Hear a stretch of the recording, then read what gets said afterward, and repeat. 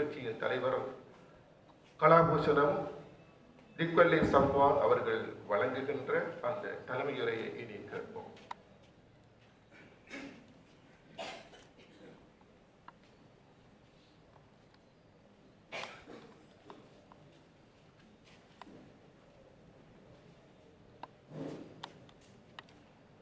அனைவருக்கும் அஸ்ஸலாமு அலைக்கும், வணக்கம்.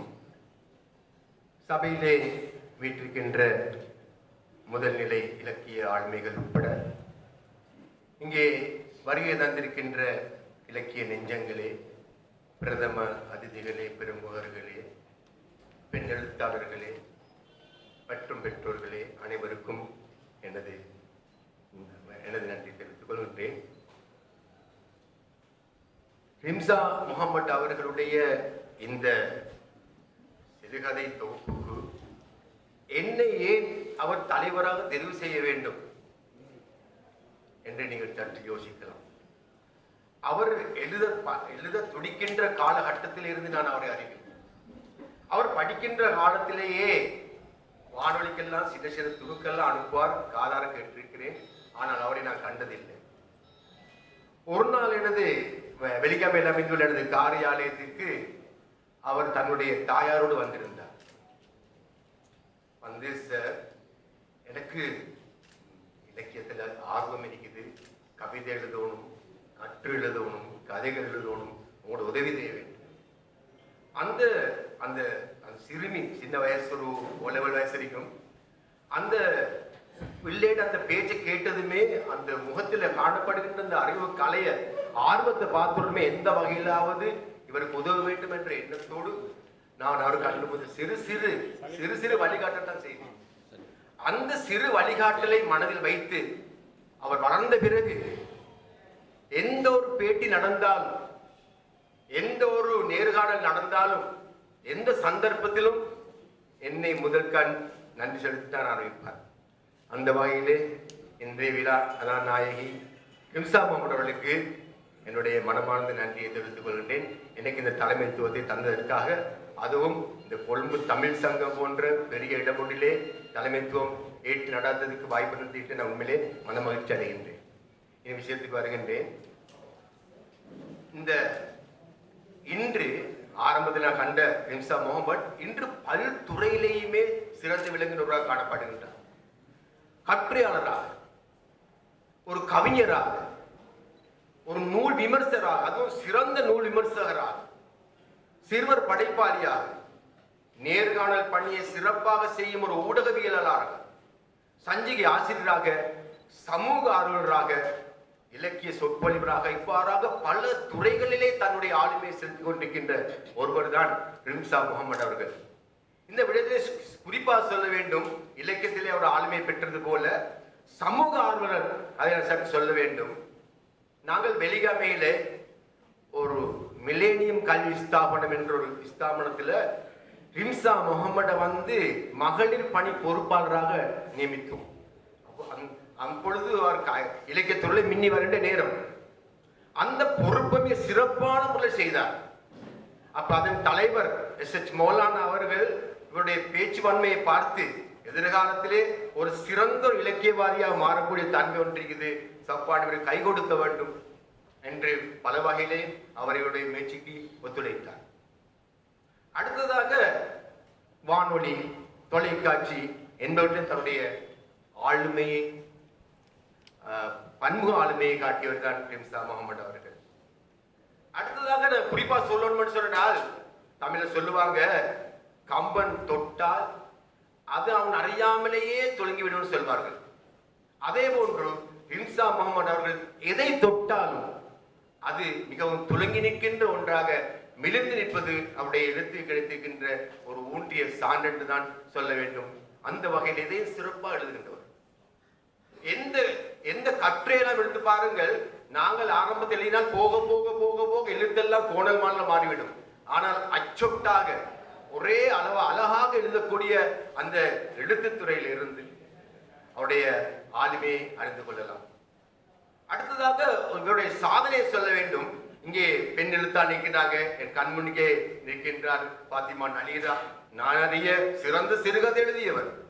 அதே போன்று எங்களுடைய நஜிமுல்லா ஹுசைனுடைய பாரியார் 100 லைன் அவர்கள் இருக்கின்றார். சிறந்த எழுத்தாளர்கள்.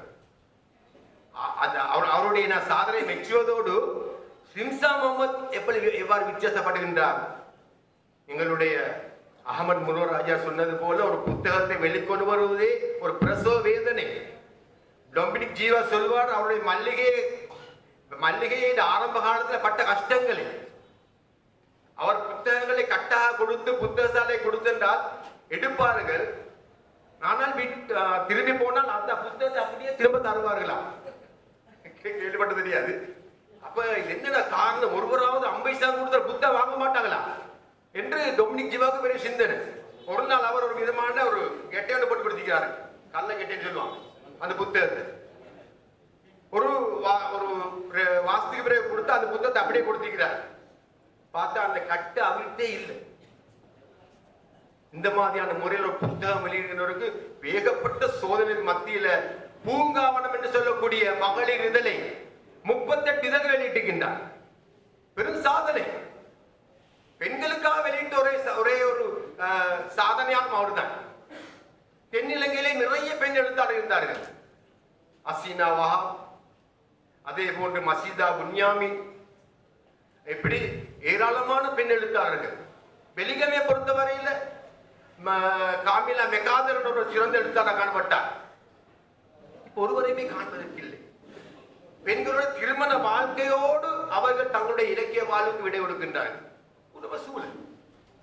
ஆனால் பலதரப்பட்ட பிரச்சனைகள் மத்தியில் ஒரு தனி போராளியாக, ஒரு தனி முயற்சியாளராக நின்று இலக்கியம் படித்துக் கொண்டிருக்கின்ற ஒரே சாதனையாளர் தென்னிலங்கையில் மட்டுமல்ல, அகில இலங்கையிலுமே ஷிம்சா முகமது கூற வேண்டும். அவரை நான் இந்த இடத்துல வந்து ஒரு இலக்கிய பெண் போராளி என்று நான் அவர் பட்டம் சூட்டுகின்றேன். அவ்வாறான ஒரு போராட்டம், தனி முயற்சி. கொழும்புல விலாசைய போகின்றீர்களே, தமிழ் சங்கத்தில் யார் ஆதரிப்பாங்க? எப்படி செய்ய போறீங்க? மென்மையா சொல்வா. பக்கபலமா எனக்கு ஆட்கள் இருக்கிறாங்க. பக்கபலமா எனக்கு பெண் எழுத்தாளர் இருக்கிறாங்க. கைவிட மாட்டாங்க. விசேஷமாக அவர் கொழும்பு மையமா வைத்திருந்தார். பாராட்டப்பட வேண்டிய விஷயம். அடுத்ததாக இந்த பூங்காவனத்தில் விசேஷ அம்சம் என்றால், இந்த பூங்காவனம் என்ற நூலை தென்கிழக்கு பல்கலைக்கழக ஒரு மாணவி தன்னுடைய ஆய்வுக்கு பயன்படுத்தினார். ஏன்னா அந்த ஆய்வுடைய தலையங்கம் என்னன்னு சொன்னா, இலங்கை தமிழ் சஞ்சிகை வரலாற்றில் பூங்காவனம். எத்தனையோ சஞ்சிகள் இருக்கும் பொழுது அந்த மாணவி இந்த பூங்காவனத்தை தெரிவு செய்ய காரணம் என்ன? அந்த பூங்காவனம் பெண்களுக்கு கொடுத்த அந்த விசேஷத்துவம். அதனால பெண் படைப்பாளி என்ற ரீதியில ஷிம்சா முகமதுடைய கதைகளை நான் அவ்வப்போது வாசிச்சிருக்கின்றேன். தொடாத பிரச்சனை இல்லை. இந்த சிறுகதை என்று சொல்லும் பொழுது நாங்கள் நன்றாக நினைக்க வேண்டும். சிறுகதை சொல்லும் பொழுது சாதாரணமாக வந்து எங்களோட மனதில் உதிக்கின்ற கற்பனைகளை வார்ப்பது அல்ல. அன்றாடம் தான் சந்திக்கின்ற பாத்திரங்கள், சூழ்நிலை, அதனால் ஏற்படுகின்ற பிரச்சனைகள் என்பதை மையமாக உருவாக்க வேண்டும். ஷிம்சாவோட கதையில வாசிக்கும் பொழுது நான் சில நினைச்சேன், அவருடைய உண்மையான நிலையோ என்று மனதை உருக்கக்கூடிய அளவுக்கு அழகாக எழுதுகின்ற ஒரு சிறந்த ஒரு படைப்பாளி ஷிம்சா முகமது என்றால் அது 2 பேச்சு கிடமில்லை. அடுத்ததாக தேசிய ரீதியாக, பிரதேச ரீதியாக, சர்வதேச ரீதியாக சான்றிதழை பெற்றவர். இமானா சையத் நினைவு மண்டபம் நடாத்திய நினைவு அந்த அறக்கட்டளை நடாத்திய சிறுகதை போட்டியில் பரிசு பெற்று எமது மண்ணுக்கு பெருமை தேடி தந்தவர். எமது மண் சொல்வது இலக்கியம் வறண்டு போன எங்களுடைய தென்னிலங்கை மண்ணுக்கு இலக்கிய ஒரு நீரை வார்த்தவர், வானத்து மழையாக பொழிந்தவர். அந்த வகையிலே அவரை நான் வந்து முகஸ்துதி அல்ல, உண்மையான செய்தி. அடுத்ததாக இந்த பிஞ்சுமனம், நான் அதிகமாக நேரம் எடுக்கவில்லை. இந்த பிஞ்சுமனம் என்ற சிறுகதை பற்றி சில கருத்துக்களை சொல்ல வேண்டும். இந்த இந்த இடத்துல வந்து மாணவர்கள் மத்தியிலே ஒரு பலமான ஒரு எண்ணத்தை உருவாக்குகின்ற எங்களுடைய வெலிகமைச் சேர்ந்த ஜி.எஸ். வாரிஸ் அலிமோலான் இருக்கின்றார். அவர் மாணவர்கள் மத்தியிலே இலக்கிய வளர்ச்சிக்காக ஒரு தனி புத்தகத்தை வெளியிட்டவர், கலைச்சுடர் என்று.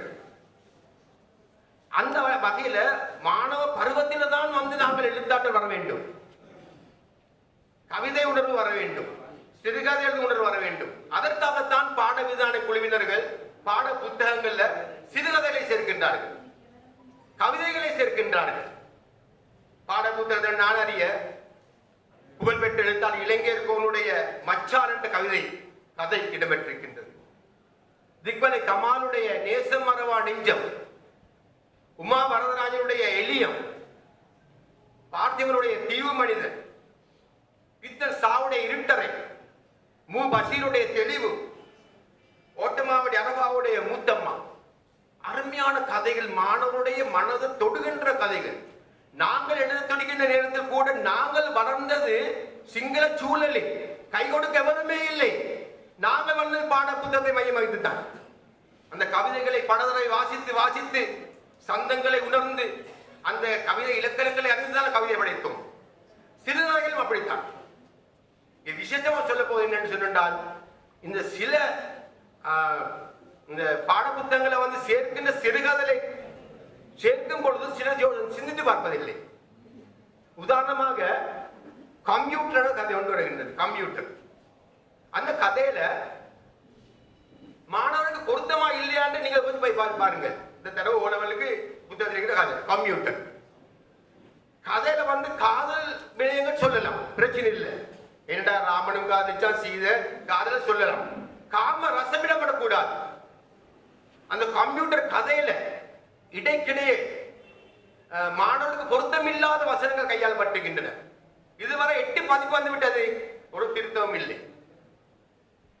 அந்த சபையில சொல்ல முடியாத சில விரசமான தகவல் வந்திருக்கின்றன. உதாரணமாக கம்ப்யூட்டர்ல வந்து ஒரு ஆராய்ச்சி பண்ணுகின்றார். கம்ப்யூட்டர்ல ஆணும் பெண்ணும், ஆணுன்னா எப்படி பெண்ணுனா எப்படி, அது ஒன்று. அது பிறகு ஒரு டெலிவிஷன்ல வந்து அவர் வந்து அந்த நடிகையிட வந்து தொப்புள் பிரதேசத்தை பார்த்து கொண்டு இருக்கும் பொழுது மகன் வேறொன்று ஈடுபட்டு கொண்டிருக்கின்றார். இதெல்லாம் மாணவர்களுக்கு ஜீர்ணிக்கக்கூடிய விஷயங்களா? அவசரமா இழுக்கப்பட்ட ஜிப் போல் என்றார். என்ன மாணவர்கள் கேட்கின்றார், என்ன செய்யறாரு? அவசரமா இழுத்து ஜிப். நான் எதை சொல்ல, என்ன பேக்ல ஜிப் இல்லைன்னு சொல்லுவோம். இது போன்று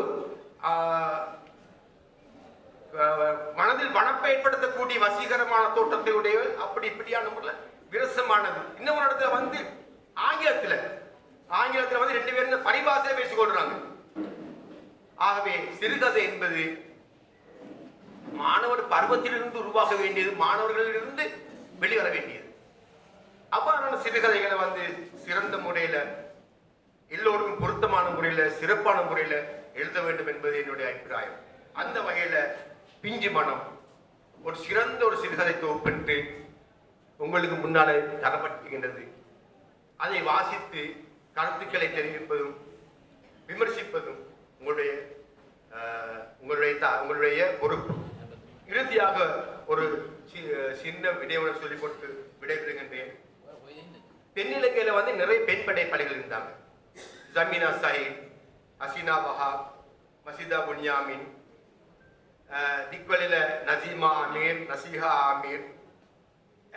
ஆனால் வெலிகமையில வந்து இன்று வந்து எழுதி கொண்டிருக்கிற சம்சுல்லா ஹாமியும் நசீரா ஹாமியும் பலர் இன்று எழுதி கொண்டிருக்கின்ற ஒரே ஒரு சாதனையாளர் ரிம்சா முகமது தான். அந்த சாதனை எவருமே பெற முடியாத சாதனை என்று கூறி விடைபெறுகின்றேன். வாய்ப்புக்கு நன்றி.